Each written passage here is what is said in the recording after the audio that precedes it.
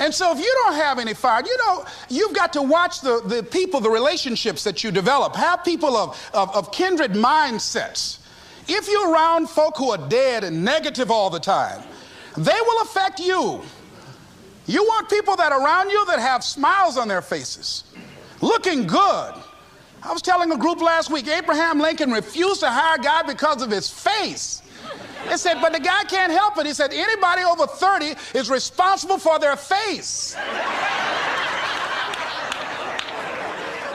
If you have some depressing face looking at you every day, it affects your blood pressure. Keep these dead faces away from you. It's contagious. This is serious. So you've got to watch your countenance, watch your face, have an uplifted expression, watch your body posture. All of these things affect you psychically. You've got to be the kind of person that you are fearless. Fearless. Folk leave fearless people alone. There's some people walk through a neighborhood and every dog in the neighborhood would bark at them.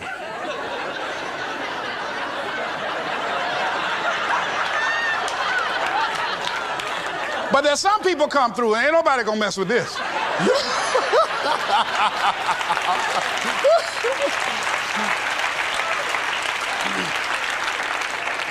You are unstoppable. And because you are unstoppable, because you've got power that you haven't even begun to use yet, you owe it to yourself to release your brakes. How many of you have the experience of pulling out of your driveway and you mashed on the accelerator and the car was just going, and couldn't move, and you mashed harder and it couldn't move, and then you discovered you had your emergency brakes on. And then you release those emergency brakes and it goes, choo! Have you ever had that experience before? Most of us go through life with our brakes on, holding back, not giving all that we have, not sharing all of ourselves. Most of us go to our graves still holding on rather than releasing it. What are some of those things that keep us from releasing it? Because of past experiences, past defeats, past pain. We look back, well, it didn't work out then. It probably won't work out now. Many people get confused their performances with who they are. I was reading Pat Riley, the coach of the Los Angeles Lakers.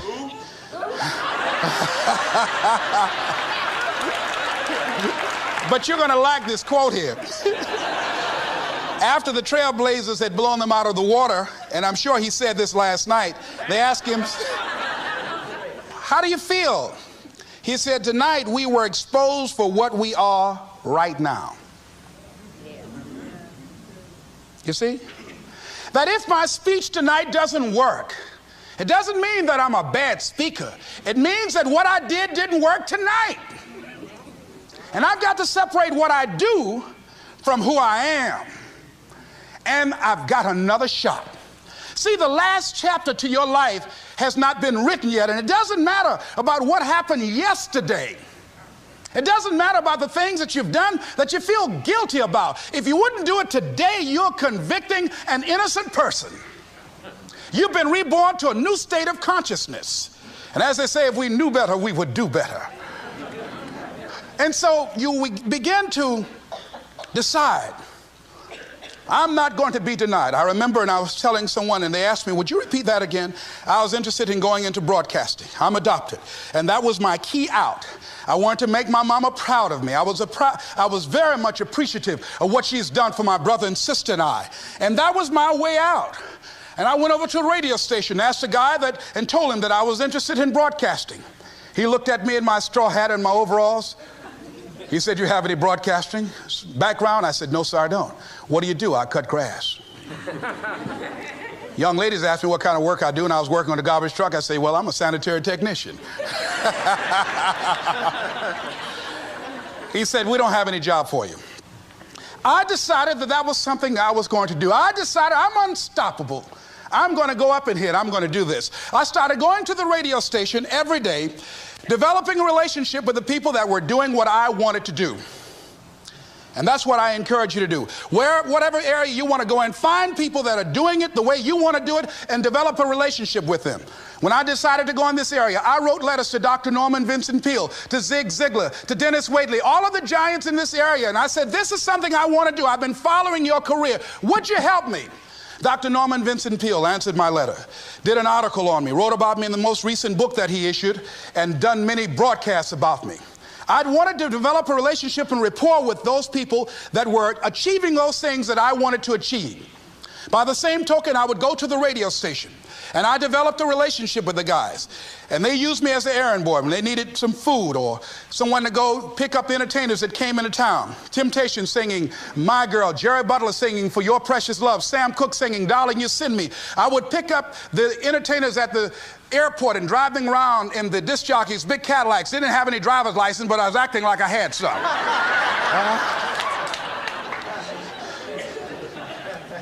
Every day I used to go home and work on my communication skills, developing myself. It was Whitney Young. He said, it's better to be prepared for an opportunity and not have one than to have an opportunity and not be prepared. Start working and developing yourself now and prepare yourself for what it is that you want, because you expect to get it. And when the disc jockeys were in the control room, I would go in and watch them and develop a trust level, and they would let me stay, and I would watch and observe them working the controls. When you want something out of life, don't worry about how you're going to get it. How is none of your business. The most difficult thing it is to hold the vision. It's to hold the vision.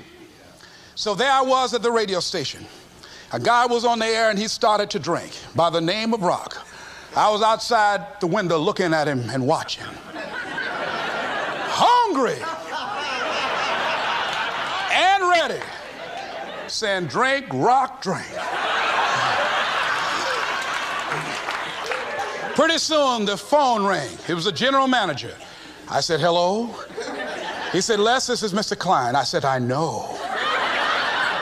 He said, Rock can't finish his program. He's slurring his words. I said, I know. Can you work the controls until one of the other disc jockeys come in? Would you call them? I said, yes, sir. I hung the phone up. I said, now he must be thinking I'm crazy. I called my mom and my girlfriend Cassandra. I said, y'all come out on the front porch and turn up the radio. I'm about to come on the air.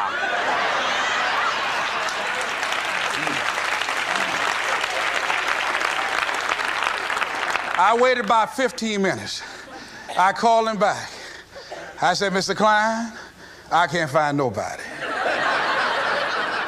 He said, well, why don't you go in there and work the controls until they get there? And don't say nothing here. I said, yes, sir. I couldn't wait to sit down at that turntable, Mustafa. I said, look out, this is me, LB, Triple P, Les Brown, your platter playing Papa. There were none before me, and there will be none after me. Therefore, that makes me the one and only. Young and single and love to mingle, certified, bona fide, indubitably qualified to bring you satisfaction and a whole lot of action. Look out, baby, I'm your love man. I was hungry.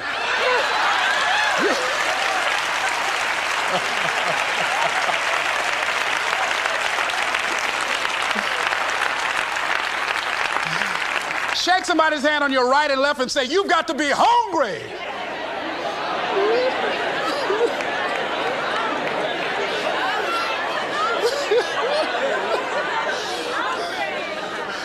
Well, y'all something else. You hear me?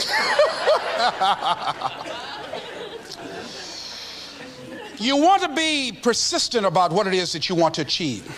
Alexander Graham Bell said, what this power is, I cannot say.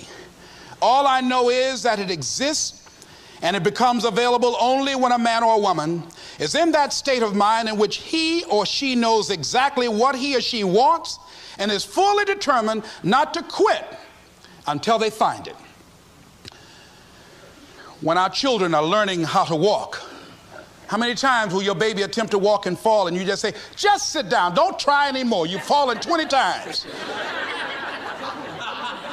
Just sit down somewhere, busting your lip and everything, getting in folks' way. When will a baby walk? It will walk when it walks. That's when it will walk. Les, when will you be known nationally as the motivator? I will be known when I'm known. That's when I'll be known. Don't get caught up in, well, I've tried it 4 or 5 times and things didn't work out. If there's something that you want and you're hungry for it, you've got to do whatever is necessary until. And when you give the best you can and that's not enough, you must do what is required. And don't give up on yourself. Don't throw the towel in so quickly. Many people give up on the 1-yard line, where if they have the determination just to keep on knocking. It's a funny thing about life. If you're home one day and someone is knocking on the door and you say, I don't want to be bothered today. And if that person just keep on knocking, say, can you believe that fool's still knocking? Pretty soon you say, what is it? What do you want? And that's how you've got to be about your dream. Some people, well, I guess ain't nobody home. I knocked on the door, but nobody came. I heard the television on and people were moving around, but I guess opportunity probably went out the back door. Oh, no. See, life is not just that simple. It's not that cut and dry.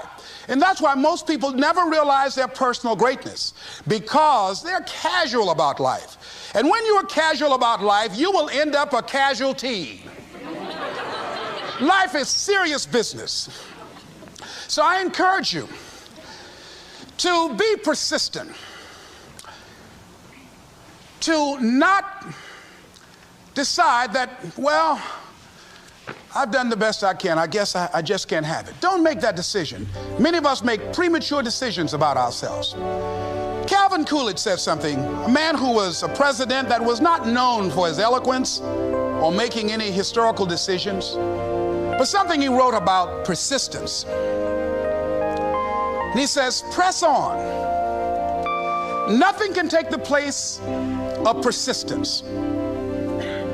Talent will not. The world is full of unsuccessful people with talent. Genius will not. Unrewarded genius is almost a proverb. Education alone will not. The world is full of educated derelicts. Persistence and determination alone are omnipotent. As Immanuel Kant talks about in a book called Critique of Pure Reasoning, that there's certain things we know we ought to do. We just know it. We owe it to ourselves and those around us. I don't know what your dreams are. I don't know what your goals are. But let me leave this with you. Mine is to be the best son that I can to my mother. Mine is to be the best father that I can to my children, and to be the best servant that I can to humanity, and the best man that I can to the woman that I've decided to share my life with. Whatever your goals are, I know that you can achieve them. Here's something that I'd like to leave with you. It says simply that if you want a thing bad enough to go out and fight for it, to work day and night for it, to give up your time, your peace, and your sleep for it, if all that you dream and scheme is about it, and life seems useless and worthless without it, and if you gladly sweat for it and fret for it and plan for it, and lose all your terror of the opposition for it, and if you simply go after that things that you want with all of your capacity, strength and sagacity, faith, hope, and confidence, and stern pertinacity.